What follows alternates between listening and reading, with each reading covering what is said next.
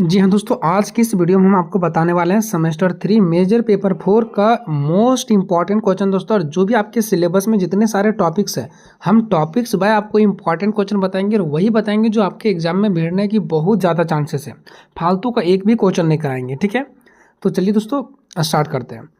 सबसे पहला देखते हैं दोस्तों बाबर और विजेता साम्राज्य निर्माता से, क्योंकि आपको सबसे पहला ही टॉपिक्स में यही पढ़ना है, ठीक है। सबसे पहला क्वेश्चन है दोस्तों कि भारत में मुगल साम्राज्य की स्थापना किसने और किस वर्ष की थी। देखिए इसमें दो क्वेश्चन छुपा हुआ है कि भारत में मुगल साम्राज्य की स्थापना किसने किया था और किस वर्ष किया था। तो बाबर ने किया था 1526 में किया था, जब पानीपत के प्रथम युद्ध के बाद, ठीक है।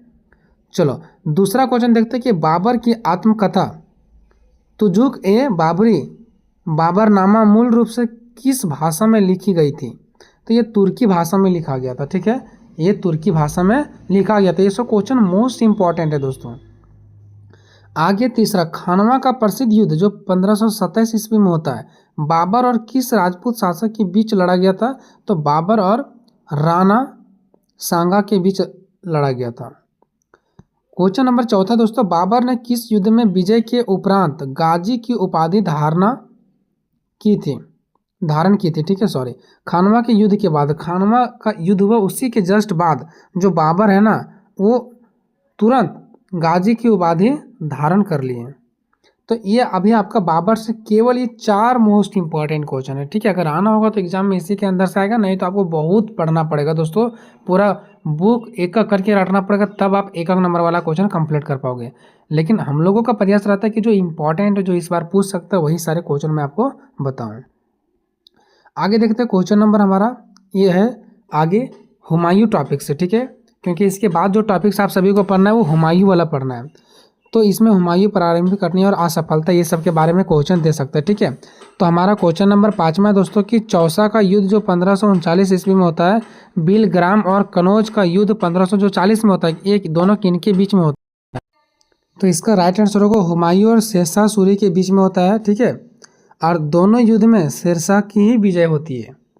आगे प्रसिद्ध ऐतिहासिक ग्रंथ हुमायूं नामा की रचना किसने किए थे। तो ये हुमायूं की बहन गुलबदन बेगम ने किए थे, ठीक है। गुलबदन बेगम ने किए थे, ये चीज़ आपको याद रखना है। आगे 7वां नंबर दोस्तों, 7वां नंबर में क्या बताया गया कि हुमायूं ने दिल्ली में किस पुस्तकालय भवन का निर्माण कराया था जिसकी सीढ़ियां से गिरकर उसकी मृत्यु हो गई थी। तो इसका राइट आंसर होगा दीन पन्नाहा, ठीक है। क्या इसका राइट आंसर है? दीन पन्नाहा। और शेर मंडल पुस्तकालय था, ठीक है। ये आपको याद रखना है। आगे देखते हैं, आगे आपका जो टॉपिक है वो है शेरशाह। तो देखिए शेरशाह सूरी के बचपन का नाम क्या था। तो फरीद खान था इसका, ठीक है।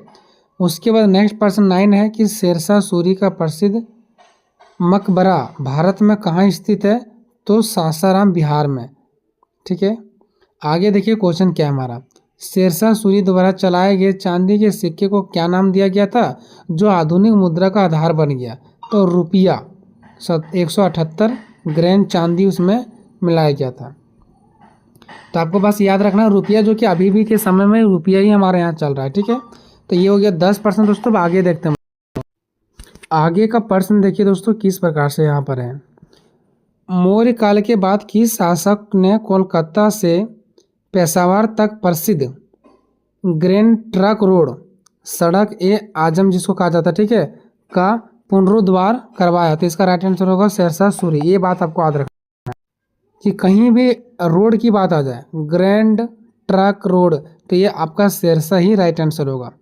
उसके बाद आगे देखते हैं हम लोग मुगल नीतियाँ से, जिसमें अकबर, जहांगीर, शाहजहां और औरंगजेब आ जाएंगे, ठीक है। अकबर ने गैर मुसलमानों पर से जजिया कर किस वर्ष समाप्त किए थे। तो 1564 ईस्वी में, और पुनः 1579 में हटा दिया गया।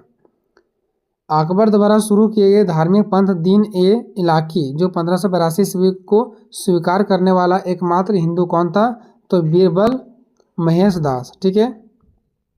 आगे है अकबर की राजपूत नीति। जो अकबर की राजपूत नीति है ना, उसके तहत वैवाहिक संबंध स्थापित करने वाला पहला राजपूत वंश कौन सा था। तो कछवाहा वंश था, ठीक है, जो आमेर के राजा भरमल थे। नेक्स्ट क्वेश्चन है जहांगीर के शासक काल में न्याय का जंजीर कहाँ स्थापित की गई थी? तो आगरा के किले के शाहबुर्ज और यमुना तट के पत्थर के खंभे के बीच में। ये सब आपको आगे का प्रश्न हम लोग देखते हैं दोस्तों। आगे का प्रश्न जो आपका वो जहांगीर की प्रशासनिक व्यवस्था में नूरजहां गुट, जिसको जुंता कहा जाता है, इसका प्रभुत्व किस अवधि तक रहा? तो 1611 से 1622 तक। नेक्स्ट हमारा कि किस मुगल सम्राट के शासनकाल को स्थापित्य कला का स्वर्ण युग कहा जाता है? तो शाहजहां को। ठीक है, ये आपको याद रखना है। शाहजहां के पुत्रों के बीच उत्तराधिकारी का प्रसिद्ध अंतिम निर्णायक युद्ध कौन सा था?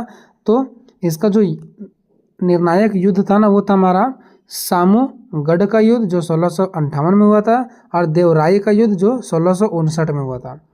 नेक्स्ट है किस मुगल सम्राट को उसकी धार्मिक कट्टरता और सादगी के कारण जिंदा पीर कहा जाता था? तो ये औरंगजेब है इसका राइट आंसर। नेक्स्ट है औरंगजेब की दक्षिण नीति का मुख्य लक्ष्य किन दो सिया राज्यों को जीतना और मराठों का दमन करना था? तो बीजापुर को और गोलकुंडा को। आगे देखते हैं मुगल साम्राज्य के पतन और विघटन तथा मराठा साम्राज्य से रिलेटेड एमसीक्यू यानी कि एक नंबर वाला क्वेश्चन। ठीक है, आपके एग्जाम में एक नंबर का क्वेश्चन दे सकता है दोस्तों, तो उसमें ऑप्शन नहीं मिलने की चांसेस है, क्योंकि पिछले बार जो पेपर हुए उसमें एक भी पेपर में ऑप्शन नहीं दिया। ठीक है, तो हो सकता है आपके भी पेपर में ऑप्शन ना दे। नेक्स्ट है छत्रपति शिवाजी महाराजा का औपचारिक राज्याभिषेक कब और कहाँ हुआ था? तो 6 जून 1674 को रायगढ़ के किले में हुआ था। ठीक है, नेक्स्ट है शिवाजी महाराज और मुगल सेनापति राजा जयसिंह के बीच पुरंदर की संधि किस वर्ष हुई थी? तो आपको याद रखना है पुरंदर। ठीक है, इसकी संधि हुई थी 1665 में। आगे है शिवाजी महाराज के प्रशासनिक सहयोग के लिए गठित 8 मंत्रियों की परिषद को क्या कहा जाता था? तो अष्टप्रधान कहा जाता था। 8 मंत्रियों को अष्टप्रधान। आगे का जो प्रश्न दोस्तों वो है मराठा काल में पड़ोसी राज्यों से वसूल किए जाने वाले 2 प्रमुख कर कौन से थे? तो एक थे चौथ कर, यानी कि जितना भी किसान लोग कमाते थे उसका 1/4 भाग देना पड़ता था, और एक था सरदेशमुखी आय जो कि 10% देना पड़ता था कर के रूप में, टैक्स के रूप में। ठीक है, प्रश्न है दोस्तों कि मुगल साम्राज्य के पतन का एक मुख्य कारण किस सम्राट की दोषपूर्ण दक्षिण नीति और धार्मिक सहिष्णुता को माना जाता है? औरंगजेब की नीति को। ठीक है,